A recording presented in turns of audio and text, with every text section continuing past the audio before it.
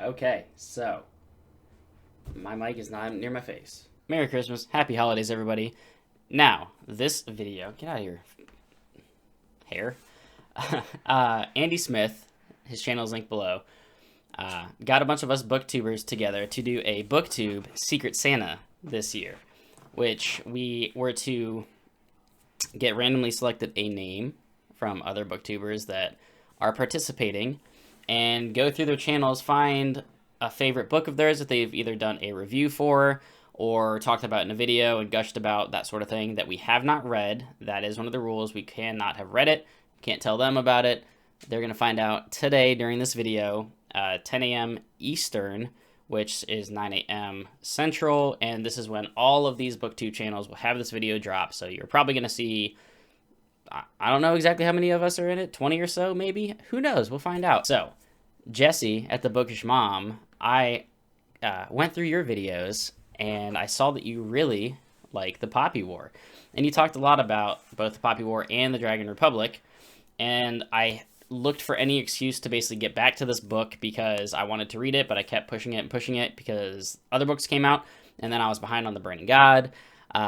But after seeing that you liked it, I was like, you know what? That is the perfect reason to read this in December, so I fit this into my TBR.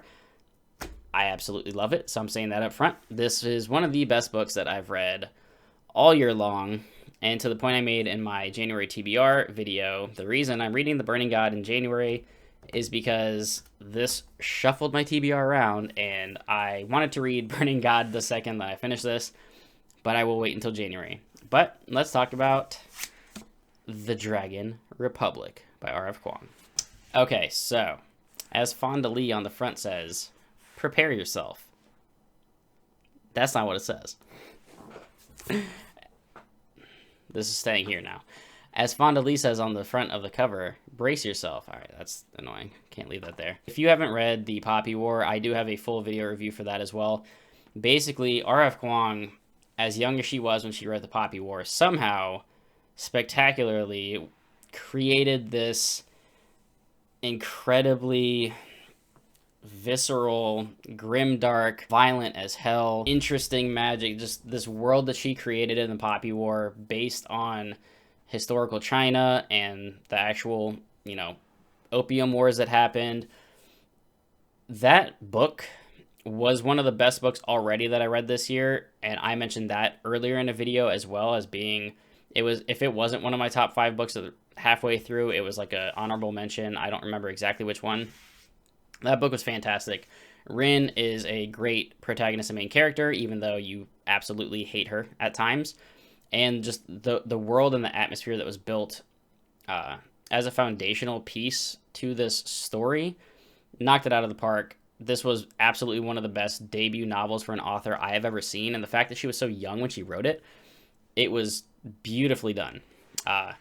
This book kicks the shit out of that book. This improved on the Poppy War in every conceivable way that I could think of. Rin really grows as a character. She's still obviously struggling with her own issues and her own powers, and kind of whether or not she's really a good guy or who even to follow, who are the good guys in this world.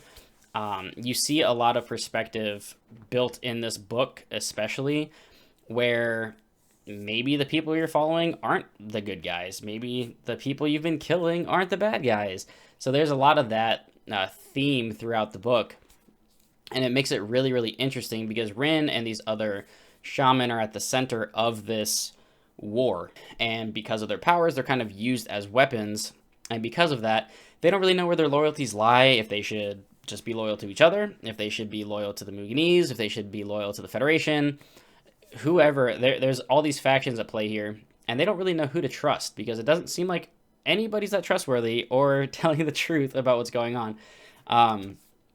But the world that RF Kuang has crafted here, because it pulls so much from Chinese history and the wars that existed in real life, and there are specific scenes, obviously, tweaked for this fantasy novel, and some are even more horrific than what actually happened, some of them not.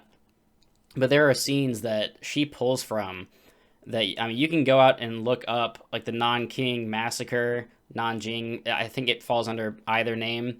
That's from the first Poppy War book. Look up that historical event, and then you'll get a feel for the kind of crap that's happening in this book, in this series, but also parallels to what happened in real life. Just, there are times where these books get real dark. Some of the grimmest scenes that I've read in fantasy. If you need a trigger warning for a book, yeah, there's some crazy shit that happens in these books at times. And I've heard that the Burning God goes even further, so that's nice. Basically, what Kuang did though with the sequel was she really expanded on the world and all the different factions that are involved in this war. You get a lot of almost POVs from different characters and sides, so you aren't just having like, here's the good guys, here's the bad guys, bad guy loses, good guy victorious. Everyone is multi-dimensional.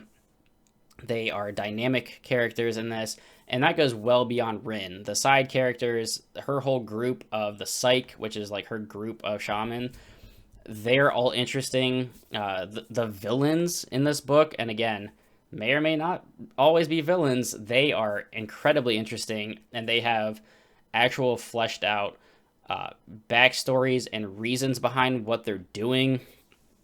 Unlike, like I said, where it's just like bad guy bad, kill world, die. None of that's here, because at face value, sometimes it seems like some people are like that until you understand what's really going on. And just the character work here is fantastic. These books deal with substance abuse, constant, drug addicts, opium addictions, battling internally with depression, and just all this death and destruction around you. These characters go through the ringer, and she knocks it out of the park as far as making the writing approachable enough to tell the story in a concise and well-paced fashion, but also almost in a way that like Mark Lawrence did for me with Book of the Ancestor, kind of blend beautiful writing with approachable prose. And it makes these books read so damn smooth. The pacing is great. You really don't have any dull moments. There's only been a few books this year that had me this interested, and I was so happy to be back in this world and reading the story, because I literally could not put the book down. I think I finished it. It was like a Wednesday night. It was about almost midnight when I finished it. And the way that it ended, like the note that it ended on and the final words from a certain character had me so amped up and ready to go that I damn near picked up the Burning God that second. Some of the best things that Kuang does in these books is the dialogue, first of all, and the action. So the dialogue is outstanding. It's nice for me because I actually love to have like adults talking like adults and have adult writing and not a bunch of fake fantasy swears. Some of that's in here. They say like tiger's tits and stuff like that, but the F word is very, very prevalent in these books, and I love it. These are very rated R characters in how they act, how violent they are, how much they swear. This is very much an adult fantasy. The battles here are fantastic. They're super violent at times. The magic is interesting because essentially, if you haven't read the Poppy War, so this kind of slight spoiler for how the magic works in the Poppy War, basically characters that are shaman can essentially call down a god to give them powers. So Rin has Phoenix power. She can control fire. There are some other characters, I'm not going to name names. You can use water, you can use wind, kind of like elemental powers, essentially, is what these shamans have because of the gods that they're sort of attached to. But because of that bond that they have with the gods, it sort of burns you up inside to the point where it may kill you. You have to get super duper high on opium just to cope with it. It could make you lose your mind and go insane. It could completely take over your body. I mean, dealing with this kind of magic is not healthy at all. It's not good. There are plenty of times where even in book 1, Rin kind of loses it and can't control her powers. I'll just leave it at that. So there is absolutely a negative side to using the magic in this world.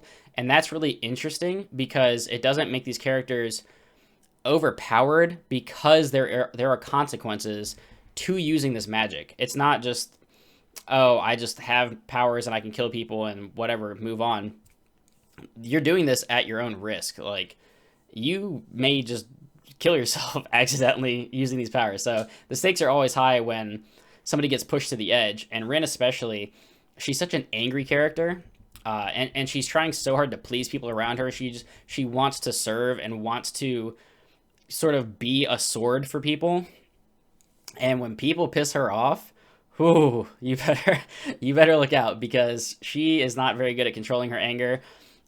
Similar to Tao in the Rage of Dragons, but a much better written and rounded character than Tao was. Let me just say this about Rin. There are times where she really doesn't want to call upon her powers. She doesn't want to be relying on them. But there's also times where it's just eating her up inside, where the Phoenix is just like, let me out. I want to burn people. So she's constantly battling with that throughout these books. And she is destructive as hell when she lets that power out. As far as the plot is concerned, it is sort of a continuation from book one, where book one had Rin getting into Sinagard, which is like the academy that you go to for military training, to being thrust into this war. And that's sort of like where that book took off. And then coming into this, it's a continuation of that. The war is getting more and more large scaled. You're having full armies fighting each other in this. The way that the battles are written is fantastic. And there's a lot of naval battles in here as well. So you have these giant navy fleets going back and forth, mixed in with the psych and their powers, and all these different gods and shaman utilizing their strengths and their different powers in these fights, which makes it super cool. This book was absolutely awesome. I loved every single second of it. I was never bored. There were no dull moments. I cannot wait to get to the Burning God here in a couple of weeks. I am reading some stuff before that, but I am itching to see how this story wraps up. I'm a little bit nervous because a lot of people I know who have read this, there are a bunch on this side saying it's fantastic. It's one of the best endings to a trilogy. And then there's people on this side that were like, I loved books 1 and 2, and then this one I didn't like. So I'm hoping that I love it, because I would be sincerely let down after being so hyped up for this book if the ending falls flat for me. I don't think it will. It would have to do something kind of ridiculous to fall flat for me. So I am definitely looking forward to reading that in January and talking about it. But this book is fantastic. The series is great. If you aren't reading this already and you love grimdark, you love great magic systems, great characters, interesting action, stakes, people actually die in these books, the very adult themes and scenes that happen in these books, anything from to rape, torture, very violent murders, intense action, lots of swearing. These books are adult and they are very grimdark. So if that's your thing, psycho. So that's going to do it for me in this video.